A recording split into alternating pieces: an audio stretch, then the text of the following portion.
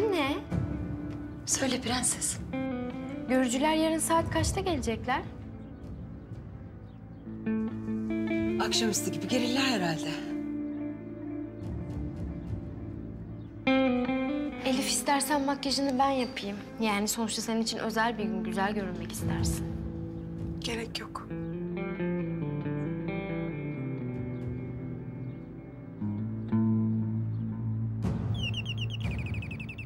Yıldız'dır, hazırlanırım ben şimdi. Elif. Otur. Bugün işe gitmene gerek yok.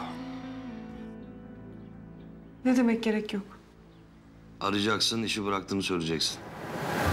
Olur mu hiç öyle şey baba? Olur, olur. Olmaz, ben haber vermeden yapamam böyle bir şey. Haber verme mi diyor baban Elif, ha?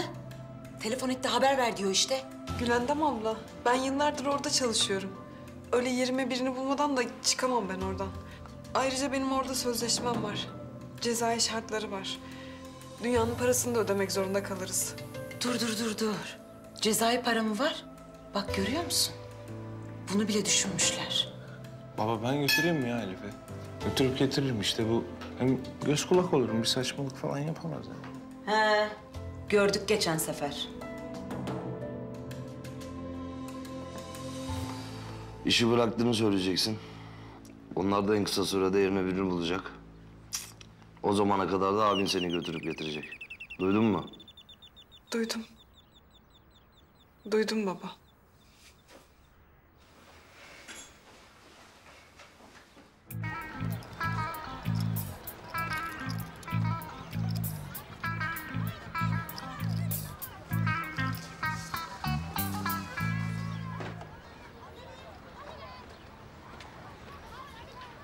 Birader ben kahvedeyim. Haberleşiriz. Tamam kardeşim, arayacağım ben seni. Elif, acele et, hadi geç kaldık. Hadi oyalanmayın, geçin arabaya. İyi o zaman, hadi gel. Elif, bu kolun hali ne? Yazıklar olsun sana inan. Gücün kız kardeşine mi yetiyor? Bu mu senin delikanlılığın? Onu koruyup kollayacağına. Ben yapmadım ulan onu. Sen yapmadıysan baban yaptı. Dövmediğinde öyle kazık gibi dikilip kardeşinin dövülmesine mi seyirci kaldın? Ne farkı var? Yazıklar olsun sana. Yazıklar olsun. Yıldız. Hadi geç Yıldız, bak benim tepemin tasını attırma. Yıldız tamam hadi. İyiyim ben, hadi geç.